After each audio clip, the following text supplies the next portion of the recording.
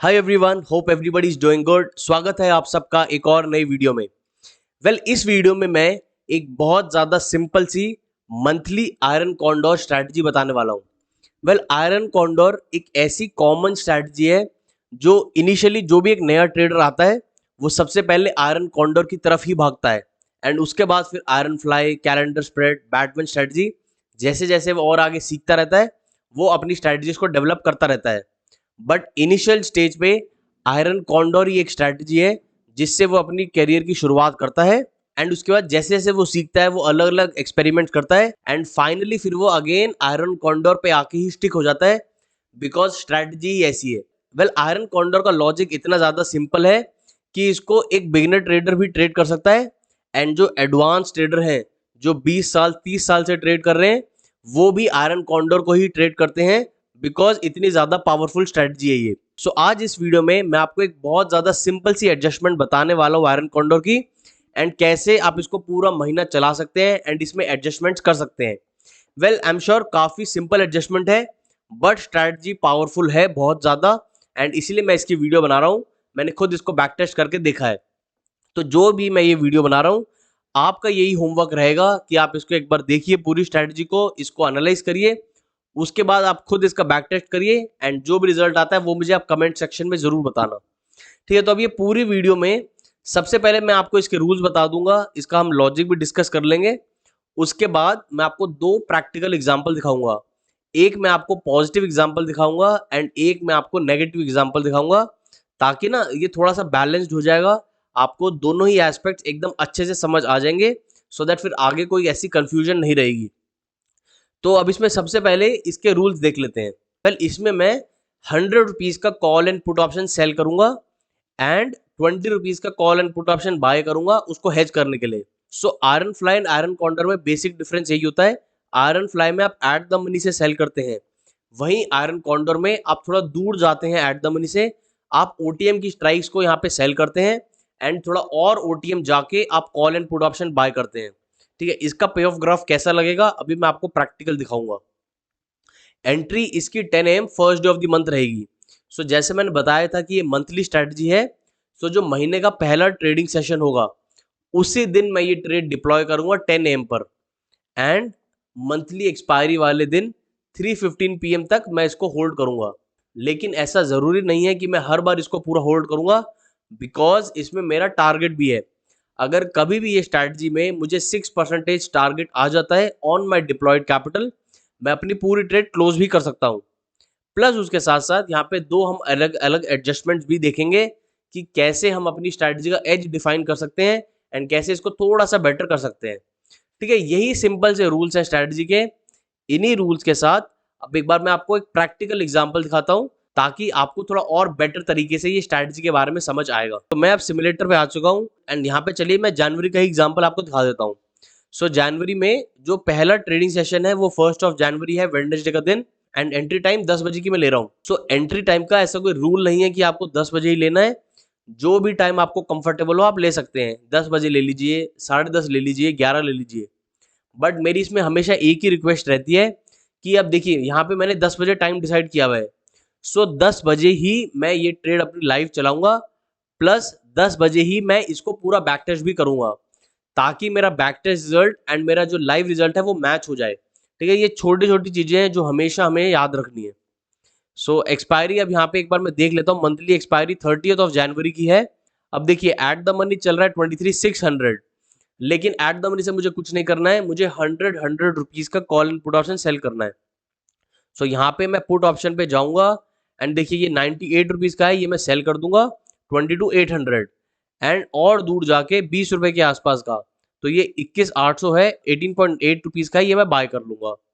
यही सेम चीज अब मैं कॉल ऑप्शन की तरफ करूंगा। ये देखिए 104 रुपए का है, जो भी 100 से क्लोजेस्ट प्रीमियम है वो मैं हमेशा सेल करूंगा। थोड़ा और दूर जाके 20 रुपए वाला ये 25,200 है, ये मैं बाय कर लूंगा। अब गाइज ये मैं आपको निफ्टी में बता रहा हूँ, इसलिए लिक्विडिटी का इतना ज्यादा इशू नहीं होगा इसमें। यही सेम चीज आप बैंक निफ्टी में भी ट्राई कर सकते हैं, उसमें भी लिक्विडिटी का दिक्कत नहीं है। बट सेंसेक्स में अभी तक मंथली एक्सपायरी की लिक्विडिटी बिल्कुल भी नहीं आई। ये चीज मुझे थोड़ी सी स्ट्रेंज लगती है कि भाई सेंसेक्स में लिक्विडिटी क्यों नहीं आ पा रही, बिकॉज अब तो बाकी सारी इंडेक्स का वीकली एक्सपायरी भी बंद हो चुका है, सिर्फ निफ्टी एंड सेंसेक्स ही चल रहा है वीकली एक्सपायरी, फिर भी अभी तक सेंसेक्स में लिक्विडिटी नहीं आई है। बिकॉज मंथली अगर आप इसको ट्रेड कर रहे हैं, सेंसेक्स में आप इसको ट्रेड नहीं कर पाएंगे लिक्विडिटी के कारण, but Nifty and bank Nifty में ट्रेड किया जा सकता है। सो बैंक निफ्टी की मैं एक और अलग से वीडियो लेके आ जाऊंगा। राइट हैंड साइड पे ये जो आप पे ऑफ ग्राफ देख रहे हैं, इसी को ही आयरन कॉन्डोर बोला जाता है, जिसमें आपका अप्रॉक्स मार्जिन लगभग 1,40,000 के आसपास लग रहा है। प्रोबेबिलिटी आपकी दी हुई है एंड ब्रेक इवन आपकी दी हुई है। वेर प्रोबेबिलिटी देख के आप इसमें घबराइएगा मत, बिकॉज सिर्फ 6.7% की प्रोबेबिलिटी है।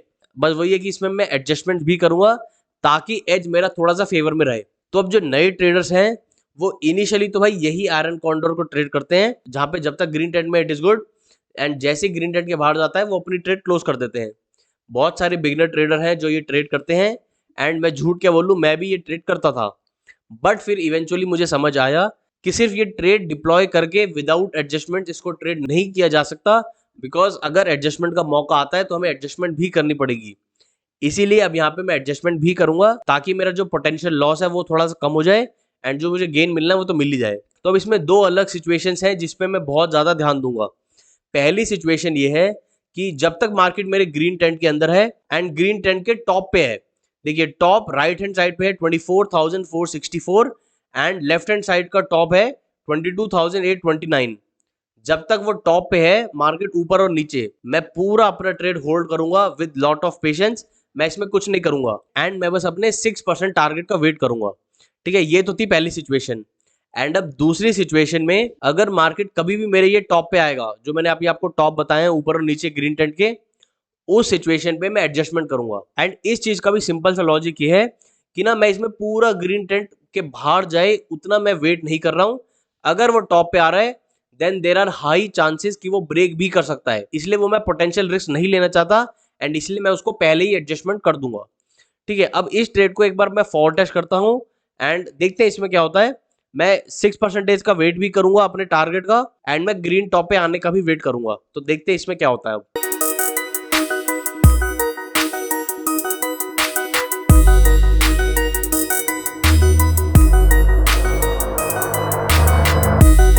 So exactly 11 AM 23rd of January Thursday का दिन, 23 डेज की पेशेंस रखने के बाद अब इस सिचुएशन पे मेरा यहाँ पे टारगेट आ चुका है, एंड यहाँ पे मैं अपनी पूरी ट्रेड क्लोज कर दूंगा।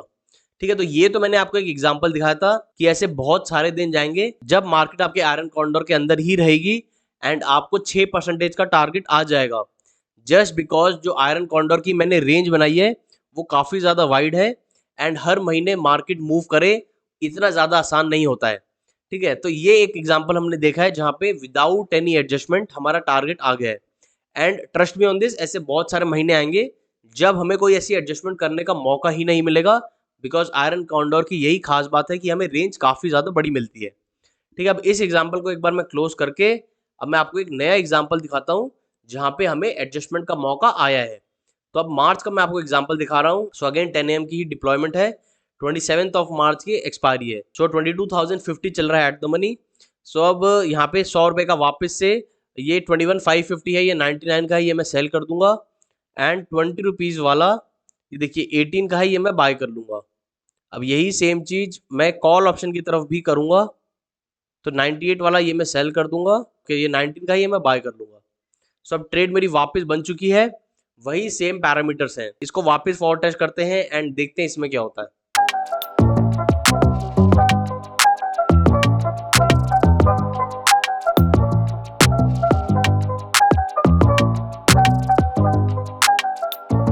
So exactly 10:30 18th of March Tuesday का दिन। अब देखिए मार्केट मेरे एग्जैक्टली जो ग्रीन टॉप है उस पे आ चुका है राइट हैंड साइड की तरफ, एंड अभी करंटली मेरा टोटल M2M -2.9% का चल रहा है। अब इस सिचुएशन पे मैं एडजस्टमेंट मुझे करनी पड़ेगी, बिकॉज अगर बाई चांस इसको मैं ऐसे ही रहने देता हूँ एंड अगर मार्केट कंटिन्यूसली ऊपर जाती चली गई, मैक्स लॉस मेरा 36,000 रुपीज़ का है, जो बिल्कुल भी जस्टिफाइड नहीं है वो देना। इसीलिए अब यहाँ पे मुझे एडजस्टमेंट करनी पड़ेगी। तो अब देखो एडजस्टमेंट का काफी सिंपल सा प्रोसेस है। मार्केट ऊपर की तरफ गई है, सो जो कॉल ऑप्शन मैंने सेल किया है वो मुझे लॉस दे रहा होगा, एंड जो पुट ऑप्शन मैंने सेल किया है वो मुझे प्रॉफिट दे रहा होगा। तो जो प्रॉफिट दे रहा है पुट ऑप्शन, जो ऑपोजिट साइड का लेग है, उसको मैं क्लोज कर दूंगा, एंड यहाँ पे मैं सारे बाय लेग्स को भी क्लोज कर दूंगा। ठीक है, अब मेरे पास सिर्फ एक ही लेग एक्टिव है जो है 22,750 का कॉल ऑप्शन सेल है जो। अब यहाँ पे मैं ऑप्शन चेन में जाऊंगा एंड एट द मनी का ही 22,750 जो मैंने कॉल सेल किया हुआ है उसी का मैं पुट यहाँ पे सेल कर दूंगा। ये एक शॉर्ट स्ट्रैडल बन चुका है, बट इसको मैं सिर्फ शॉर्ट स्ट्रैडल नहीं रहने दे सकता बिकॉज ये नेकेड पोजीशन है एंड अगर मार्केट बहुत ज्यादा ऊपर नीचे चली गई तो मेरी पोजीशन को काफी दिक्कत हो सकती है। इसीलिए अब यहाँ पे जो ब्रेक इवन्स दिए हुए हैं इनको मैं बाय कर लूंगा 22,423 मतलब 22,400 पुट ऑप्शन की तरफ एंड 23,077 मतलब 23,100 जो भी नियरेस्ट स्ट्राइक है वो लिया जाएगा।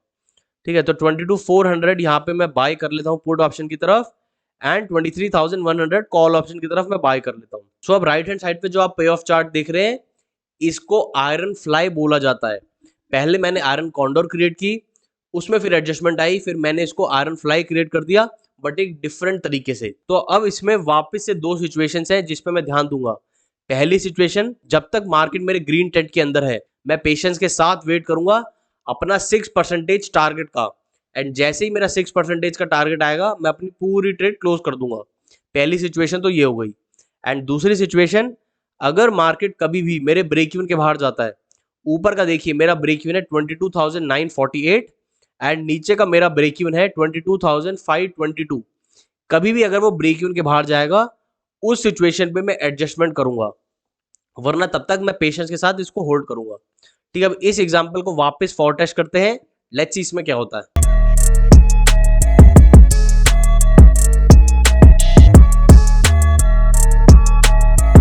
So exactly 10 AM 20th of March Thursday का दिन। सो टोटल M2 मेरा -5% चल रहा है जस्ट बिकॉज मार्केट अब कंटिन्यूसली ऊपर जाती चली गई एंड अगेन मेरे ब्रेक इवन के बाहर गई है। सो ब्रेक इवन के काफी ज्यादा बाहर आ चुकी है। अब यहाँ पे मुझे एडजस्टमेंट करनी है। सो आयरन कॉन्डोर की ना मल्टीपल तरीके की एडजस्टमेंट्स होती हैं। कुछ ऐसी एडजस्टमेंट्स होती हैं जिसमें थोड़ा आपको एक्स्ट्रा मार्जिन लगता है, बट वैसी मैं एडजस्टमेंट आपको नहीं बता रहा हूँ। सिंपल सी एडजस्टमेंट मैं बता रहा हूँ जिसमें ना आपको एक्स्ट्रा मार्जिन देने की ऐसी कोई रिक्वायरमेंट नहीं है। सो अब आप यहाँ पे क्या करेंगे, मार्केट ऊपर की तरफ गई है, सो कॉल ऑप्शन जो मेरा बाई है, जो देखिए 67 का बाई है एंड वो अभी करंटली 129 का चल रहा है, इसको मैं क्लोज कर दूंगा एंड यहाँ पे मैं एक नया कॉल ऑप्शन बाय करूंगा जो थोड़ा एक्सपेंसिव होगा, मतलब थोड़ा सा इन द मनी का कॉल ऑप्शन मैं बाय करूंगा ताकि मेरा ऊपर की तरफ सेफ हो जाए। सो देखिए अगर मैं इसको एट द मनी करता हूँ तो अभी भी ऐसा कोई डिफरेंस नहीं आ रहा है। अगर मैं इसको 22,900 करता हूँ तो यहाँ पे थोड़ा सा डिफरेंस आ रहा है।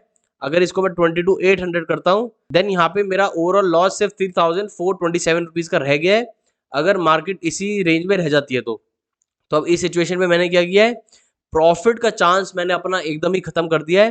प्रॉफिट मुझे ऐसा कुछ नहीं है, बट यहाँ पे मेरा लॉस कम हो जाएगा। जो अभी मेरा करंटली MTM -5328 चल रहा है, अगर मार्केट इसी रेंज में रह जाती है मेरा टोटल नेगेटिव सिर्फ 3,427 रह जाएगा, which is pretty good because मैंने 2,000 रुपये अपना लॉस कम कर दिया है। अब ये करने के बाद इस सिचुएशन पे अगर मार्केट वही रह जाती है या अगर मार्केट कंटिन्यूसली ऊपर जाती है, मुझे इसमें ऐसी कोई दिक्कत नहीं है। सिर्फ एक ही सिचुएशन है जिसपे मैं थोड़ा सा अलर्ट हो जाऊंगा एंड मैं अपनी ट्रेड क्लोज कर दूंगा कि जो नीचे की तरफ का ब्रेक इवन है 22,746, अगर मार्केट कभी भी उसके नीचे जाएगी मैं अपनी पूरी ट्रेड क्लोज कर दूंगा, मैं उसमें और बिल्कुल भी वेट नहीं करूंगा जस्ट बिकॉज नीचे की तरफ का मेरा लॉस 25,000 रुपीज है जो मैं बिल्कुल भी देने के लिए रेडी नहीं हूँ। तो अगर कभी भी वो मार्केट ब्रेक इवन पे आएगी या उसको क्रॉस करेगी नीचे की तरफ, मैं अपनी पूरी ट्रेड क्लोज कर दूंगा, वरना उसके अलावा मैं पूरा महीना इसको होल्ड करूंगा एंड देखते हैं इसमें जो भी होगा। ठीक है, अब इसको वापस फॉर टेस्ट करते हैं, लेट्स सी इसमें क्या होता है।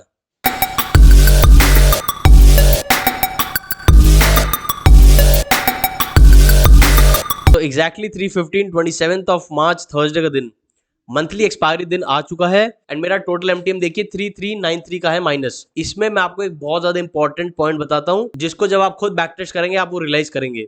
ये जो मैंने आपको सेकंड एडजस्टमेंट बताई है, अगर ये एडजस्टमेंट नीचे की तरफ आती है कि अगर मार्केट फॉल कर रही है एंड मुझे पुट ऑप्शन की तरफ ये एडजस्टमेंट करनी पड़ रही है, देन बहुत ज्यादा पॉसिबिलिटी है कि जब मैंने ये ऊपर की तरफ की एडजस्टमेंट करी थी मेरा यहाँ पे ऊपर की तरफ नेगेटिव था 3,400 रुपीज नेगेटिव, बट अगर यही सेम एडजस्टमेंट मैं नीचे की तरफ करूंगा तो नीचे की तरफ भी मुझे कुछ ना कुछ यहाँ पे प्रॉफिट मिल जाएगा, नेगेटिव मैं क्लोज नहीं करूंगा जस्ट बिकॉज पुट ऑप्शन के प्रीमियम ज्यादा रहते हैं, इसी वजह से हम वहां पे बच जाते हैं। तो अगर मार्केट फॉल कर रही है तो ये वाली एडजस्टमेंट थोड़ा और ज्यादा बेटर तरीके से वर्क करेगी। वेल अभी भी इस एडजस्टमेंट ने काफी ज्यादा बचाया है हमें, बट अगर वही फॉल कर रही है मार्केट फॉलिंग मार्केट में ये स्ट्रेटजी थोड़ी ज्यादा वर्क करती है बेटर, ये मैंने आपको एक चीज बता दी है, ये मैंने खुद बैक टेस्ट किया है, इसीलिए मैं ये ऑब्जर्व कर पाया हूँ एंड वो मैंने आपको चीज बताई है। इसको आप खुद बैक टेस्ट करिए एंड अभी जो मैंने आपको बताया है, अगर आपको भी वो चीज नोटिस होती है मुझे आप कमेंट सेक्शन में जरूर बताइएगा। ठीक है गाइज, ये थी आयरन कॉन्डोर की निफ्टी की स्ट्रेटजी। अगर आपको ये स्ट्रेटजी अच्छी लगी हो देन इसकी मैं सेम एक बैंक निफ्टी की भी मंथली वीडियो बना दूंगा। अगर आपको वो वीडियो चाहिए पार्ट 2 लिख दीजिएगा इस वीडियो के कमेंट सेक्शन में, ताकि मुझे समझ आ जाएगा कि आप लोग इंटरेस्टेड हैं, सो दैट फिर मैं बैंक निफ्टी की भी वीडियो लेके आऊंगा। एंड अगर इसमें आपको थोड़े और पॉसिबल ट्वीक्स पता है वो भी मुझे आप कमेंट सेक्शन में बताइएगा, ताकि उस पर भी मैं थोड़ा रिसर्च करूंगा एंड अगर मुझे वो अच्छा लगता है उसकी भी मैं डेफिनेटली वीडियो लेके आऊंगा। सो गाइज यही था इस वीडियो के बारे में। आई होप आपको वीडियो अच्छी लगी हो एंड कुछ ना कुछ सीखने को जरूर मिला हो। Thank you so much for watching the video with lots of patience. Let's meet in the next video then.